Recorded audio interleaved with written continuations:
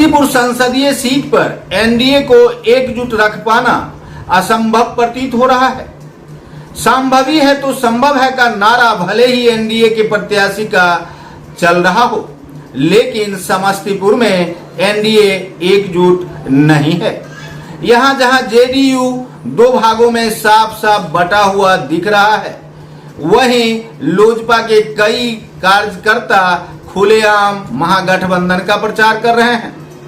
सोचने वाली बात यह है कि चुनाव के अंतिम सप्ताह में यह रणनीति आखिर किसने बिछाई है। जहां महेश्वर हजारी एवं अशोक कुमार मुन्ना की गुटबाजी को लेकर समस्तीपुर में जेडीयू के जमीनी कार्यकर्ता दो भागों में साफ साफ दिख रहे हैं, वहीं लोजपा के समस्तीपुर के दिग्गज नेत्री पूर्व मंत्री गजेंद्र प्रसाद सिंह की धर्म पत्नी डॉक्टर उर्मिला सिन्हा एक दो दिनों में फिर से आरजेडी ज्वाइन कर लेगी। इस प्रकार से लोजपा को एक झटका लग सकता है।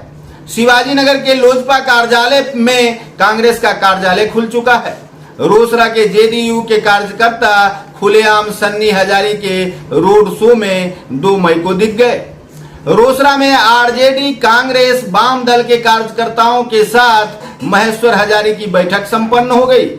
इस प्रकार से यदि आप देखेंगे तो समस्तीपुर में एनडीए खंड पखंड होता हुआ दिख रहा है। केवल बीजेपी के कार्यकर्ता जहां अपने प्रत्याशी को जिताने के लिए तन मन धन से लगे हुए हैं, वहीं लोजपा जेडीयू के अलावे उपेंद्र कुशवाहा की पार्टी हो या फिर जीतन राम मांझी की पार्टी के कार्यकर्ताओं का इधर से उधर झांकने का दौर जारी है। कहने के लिए तो नीतीश कुमार आज कल्याणपुर आ रहे हैं और जेडीयू कार्यकर्ताओं को एकत्रित करने का वे मंच से आह्वान करेंगे।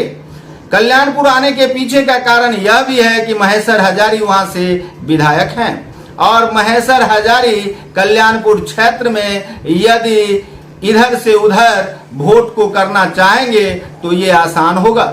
इसे पाटने के लिए जहां सांभवी चौधरी के पक्ष में नीतीश कुमार आज कल्याणपुर में मंच पर अपनी और से कार्यकर्ताओं को एकजुट करने का प्रयास करेंगे, वहीं इस मंच पर आज साफ साफ यह भी दिखेगा कि महेश्वर हजारी की अनुपस्थिति रहेगी।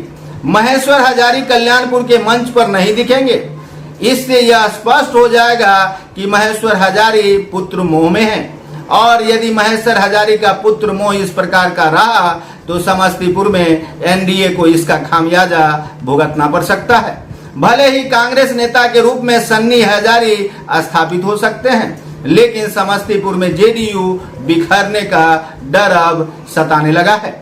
जहां एक और अशोक कुमार मुन्ना शिवाजी नगर में कैंपिंग किए हुए हैं, वहीं शिवाजी नगर में लोजपा का मतलब कभी राम प्रसाद सिंह एवं प्रयाग मंडल के पौत्र गोपाल कुमार हुआ करते थे। वे दोनों कांग्रेस का खुलेआम प्रचार कर रहे हैं।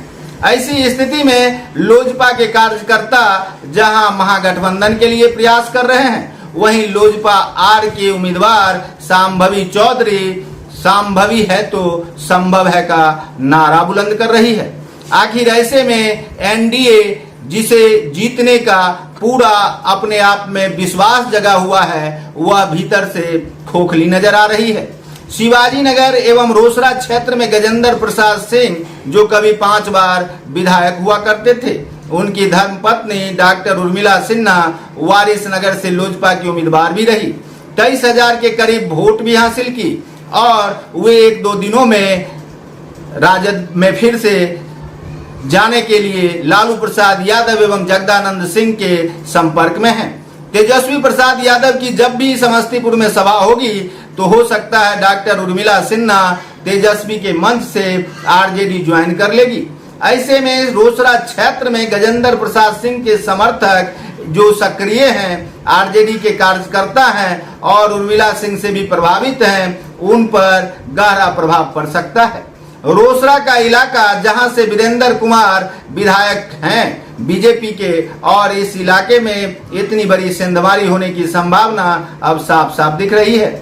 वारिस नगर क्षेत्र में भी महेश्वर हजारी का गुट काम कर रहा है महागठबंधन के लिए और अशोक कुमार मुन्ना का गुट इसे पाटने को लेकर कई बैठक कर चुके हैं और अशोक कुमार मुन्ना वारिसनगर एवं रोसड़ा क्षेत्र में कैंपेन भी कर रहे हैं। ऐसी स्थिति में एनडीए जहां बिखरता हुआ नजर आ रहा है, वहीं महागठबंधन भीतर ही भीतर अपनी रणनीति के तहत जीत को आसान बनाने में लगा हुआ है। लोगों का कहना है कि मोदी के नाम पर वोट हुई तो संभवी की जीत हो सकती है। यदि कैंडिडेट के नाम पर वोट हुआ तब भी संभवी जीत सकती है, लेकिन यदि स्थानीय बनाम बारी का मुद्दा जोर पकड़ा और महेश्वर हजारी का रोल इस प्रकार से अपने पुत्र मोह के प्रति रहा तो सन्नी हजारी जीत सकते हैं। ऐसी स्थिति में आप यह कह सकते हैं कि जेडीयू के दो कद्दावर नेताओं की लड़ाई में यह सीट एनडीए के हाथ से निकल जाए तो कोई बहुत बड़ी बात, आश्चर्यजनक बात नहीं होगी।